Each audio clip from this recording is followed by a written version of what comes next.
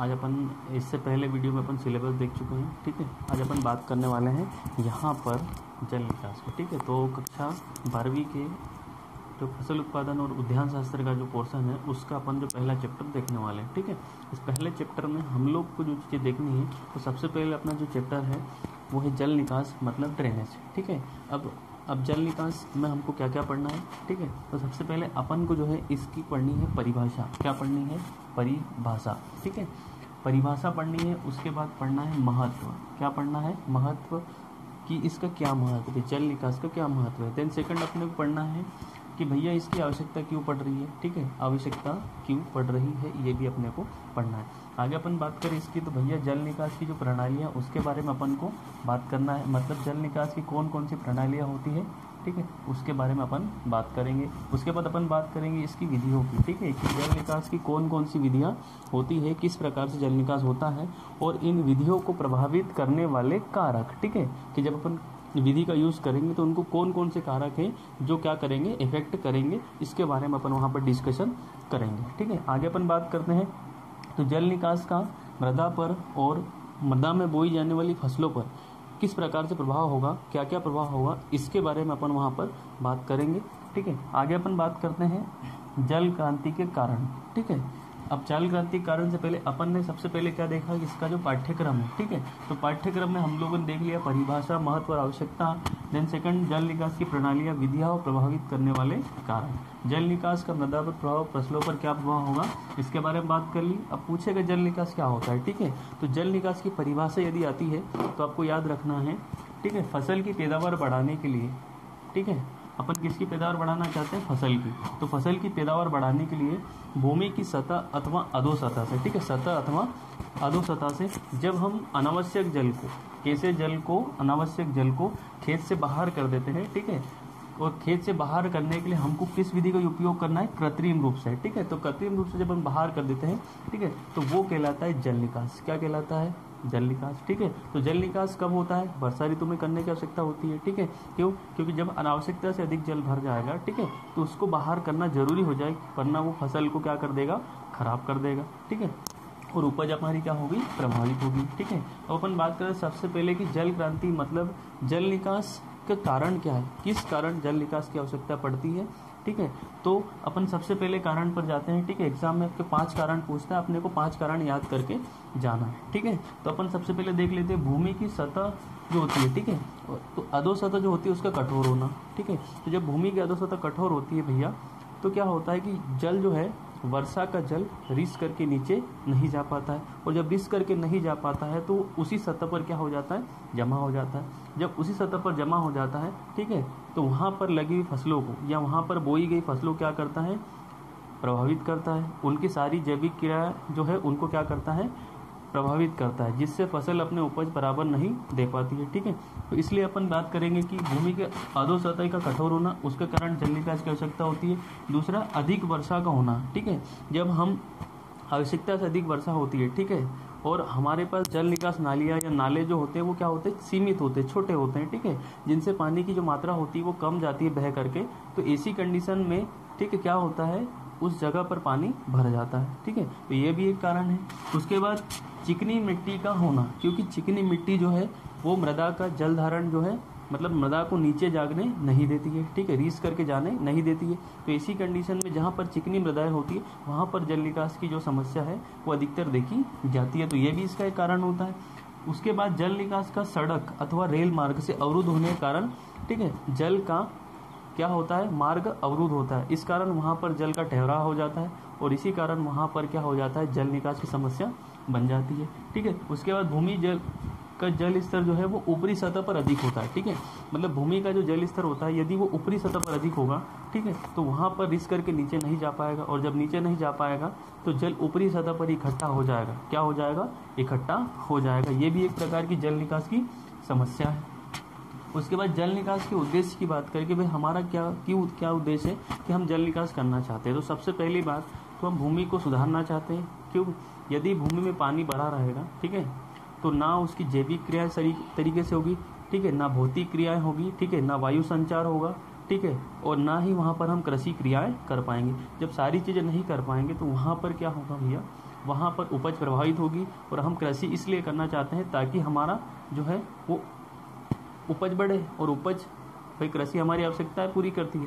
और दूसरा उपज बढ़ाना चाहते हैं क्योंकि हमारा क्या हो, फायदा हो। तो उपज कैसे बढ़ाएंगे, जब यदि जल निकास होगा नहीं होगा तो उपज क्या होगी, घटेगी।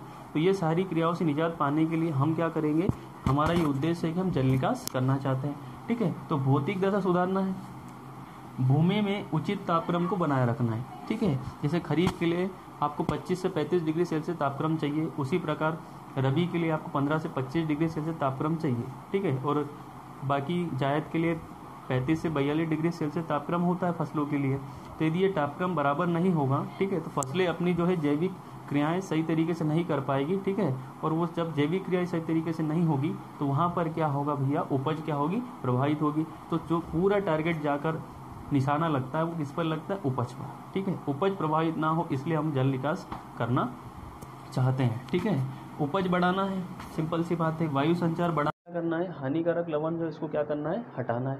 अब हानिकारक लवण हटाना चाहते हैं अपन, ठीक है, ताकि वहाँ पर क्या हो कि हाँ, यदि लवण इकट्ठे हो जाएंगे, ठीक है, तो वहाँ की भूमि जो है कैसी हो जाएगी, लवणीय। और लवणीय भूमि में हमको क्या करना पड़ेगा, लवणीय भूमि में हमको क्या करना पड़ेगा, फसलों को उपज घट जाएगी। ठीक है, लाभदायक जीवाणुओं की सक्रियता बढ़ेगी। ठीक है, यदि हम करेंगे क्या, जल निकास। ठीक है, तो आपको मेन 5 पॉइंट याद रखना है। ठीक है, इस तरीके से लिख के आना है। ठीक है, पूरे 5 नंबर मिलेंगे। आगे बात करते हैं जल निकास की आवश्यकता है। ठीक है, भाई क्यों आवश्यकता पड़ रही है, इसके अपन बात करते हैं। ठीक है, तो समय से पहले बुआई करना है या समय पर बुआई करना है। ठीक है, यदि खेत में जल भरा हुआ है, ठीक है, तो आप खेत में सिंचाई बुआई नहीं कर सकते। ठीक है, क्योंकि यदि खेत में बुआई करना है तो वहाँ पर जो है तापक्रम उचित होना चाहिए। ठीक है, हमारे गांव में कहते हैं कि बतर आनी चाहिए। ठीक है, तो ऐसी स्थिति होनी चाहिए वहाँ पर ताकि कृषि क्रियाएँ वहाँ पर की जा सके। यदि जल निकास करेंगे तो ही कृषि क्रियाएँ कर पाएंगे। ठीक है, तो जल निकास की पहली आवश्यकता क्या है कि हम बुआई करना चाहते हैं, इसलिए जल निकास करेंगे। ठीक है, यदि हमारे खेत में पहले से ही पानी भरा हुआ है। दूसरा, उचित वायु संचार बनाए रखना है। ठीक है, क्योंकि CO2 पौधे लेते हैं और O2 छोड़ते हैं। ठीक है, तो CO2 यदि जाएगी तो वहाँ पर मेटाबॉलिक जो क्रियाएं होगी, ठीक है, ताकि वहाँ पर क्या बनेगा, भोजन बनेगा। ठीक है, मतलब ग्लूकोज प्रकाश संश्लेषण की क्रिया होगी। ठीक है, तो ये सारी क्रिया वायु संचार पर डिपेंड होती है। दूसरा, उचित तापक्रम बनाए रखना है। तो उचित तापक्रम बनाए रखना है ताकि फसलें अपनी सारी जैविक क्रियाएँ सही तरीके से करें। ठीक है, और भौतिक क्रियाएँ भी सही तरीके से हो। लवण भूमि, जो लवणीय भूमि हो, अब ये पानी भरा रहेगा बहुत समय तक, तो वहाँ पर लवण क्या होंगे, एकत्रित हो जाएंगे। और लवण एकत्रित हो जाएंगे तो वो भूमि के लिए, फसलों के लिए क्या होते हैं, हानिकारक होते हैं। ठीक है, तो ऐसा ना हो इसलिए अपन क्या करेंगे, वहाँ से जल निकास कर देंगे। ठीक है, जल का क्या कर देंगे, निकास कर देंगे, ताकि जल के साथ बहकर लवण भी बाहर चले जाएँ। उसके बाद अपन क्या करेंगे, अब ज़्यादा देर पानी भरा रहेगा तो वहाँ की जो भूमि कैसी हो जाएगी, दलदली। ठीक है, और जब भूमि दलदली हो जाएगी तो वहाँ पर अपन कृषि क्रियाएं किसी प्रकार का फसल उत्पादन नहीं कर सकते। ठीक है, जब फसल उत्पादन नहीं कर सकते तो उसलिए क्या करेंगे अपन, वहाँ की जो भूमि से जल को क्या कर देंगे, बाहर कर देंगे। ठीक है, निकास कर देंगे ताकि वहाँ की भूमि दलदली ना हो पाए। तो ये सारे कारण हैं जिनकी आवश्यकता होती है जल निकास के लिए। ठीक है, जल निकास के लाभ की बात करें तो 5 लाभ लिख के आना है बढ़िया तरीके से। ठीक है, तो पहले लाभ तो है कि भूमि की भौतिक दशा अपन सुधारना चाहते हैं। ठीक है, ठीक है। दूसरा, केसी की जल में वृद्धि, मतलब प्राप्य जल, जिससे पौधे प्राप्त करते हैं जिस जल को, उस जल की क्या करना है, वृद्धि करना है ताकि पौधे अधिक से अधिक क्या कर सके, उपयोग कर सके। ठीक है। तीसरा, लाभदायक जीवाणुओं की हम वृद्धि करना चाहते हैं, इसीलिए जल निकास करना है। और जल निकास से लाभदायक जीवाणु की क्या होगी, वृद्धि होगी। वायु संचार में होगी वृद्धि। ठीक है, किससे, जल निकास, ये भी हमारा एक लाभ है। और जब ये सारे काम अच्छे से होंगे, ठीक है, तो एक काम और अच्छे से होगा जिसका नाम है उपज, मतलब उपज भी अच्छी होगी या वृद्धि होगी उपज में। और जब उपज अच्छी होगी तो किसान को फ़ायदा होगा। और हमारा मेन उद्देश्य क्या है, हम खेत में फसल लगा रहे हैं, यदि वहाँ जल निकास है तो हमारी उपज क्या होगी, प्रभावित होगी। और उपज प्रभावित ना हो इसीलिए अपन क्या करेंगे, जल निकास करेंगे। ठीक है, आगे अपन बात करें तो जल निकास ना करने से क्या क्या हो सकता है। ठीक है, तो जल निकास ना करने से मतलब जल निकास ना करने से होने वाली हानियों की बात करेंगे। तो अपन बात करते हैं सबसे पहले, तो अपन देखें वायु संचार में होगी बाधा। क्या होगी भैया, वायु संचार में बाधा। ठीक है, तो वायु संचार में बाधा हो जाएगी क्योंकि जब जल वहाँ उपस्थित होगा तो बाहर वायुमंडल से आने वाली जो वायु है वो कहाँ नहीं जा पाएगी, अंदर नहीं जा पाएगी, मतलब CO2 नहीं जा पाएगी। दूसरा, तापमान क्या हो जाएगा, कम, और तापमान कम हो जाएगा और यदि फसल आपकी खड़ी है तो वहाँ पर फसल के नष्ट होने की संभावना उतनी ही ज़्यादा बढ़ जाती है, ठीक है। और नष्ट होने की संभावना यदि उतनी ज़्यादा बढ़ रही है तो हमारा क्या है, नुकसान, ठीक है। दूसरा, हानिकारक लवण एकत्रित हो जाएंगे, क्योंकि यदि पानी भरा रहेगा, ठीक है, तो आपने देखा वो सतह जो है वो सफ़ेद हो जाती है, ठीक है, सरफेस क्या हो जाती है, वाइट हो जाती है पानी की ऊपर की, ठीक है, जब पानी चले जाता है, मतलब वहाँ पर क्या है भैया, सतह कैसी हो जाएगी, सफ़ेद, और वहाँ पर लवण एकत्रित हो जाएंगे और वो भूमि हो जाएगी लवणीय, जो बहुत हानिकारक है, कठोर हो जाती है, ठीक है। कृषि क्रियाओं में पिछड़ जाएंगे, क्योंकि जब बुआई नहीं कर पाएंगे, ठीक है, पानी भरा रहेगा तो बुआई संभव नहीं है, और बुआई यदि नहीं कर पाएंगे तो क्या होगा भैया, जब बुआई नहीं कर पाएंगे तो पिछड़ेंगे, और पिछड़ेंगे तो फिर समय निकल जाएगा, उसके बाद बुआई नहीं कर पाएंगे, ठीक है, तो पिछड़ जाएंगे, भूमि का उपजाऊपन घट जाएगा, ठीक है। यदि पानी भरा रहेगा आवश्यकता से अधिक समय तक तो उपज तो घटना ही है, ठीक है, तो उपज भी घटेगी। दूसरा, जड़ें उतली होगी, क्योंकि पानी बहुत समय तक भरा होगा तो जड़ें उतली हो जाएगी, पौधा क्या हो जाएगा, नष्ट हो जाएगा। दूसरा, कीट और बीमारियाँ अधिक लगती है, ठीक है, तो पानी भरा रहेगा तो कीट तो लगेंगे, साथ में बीमारियाँ भी लेकर के आएंगी, ठीक है।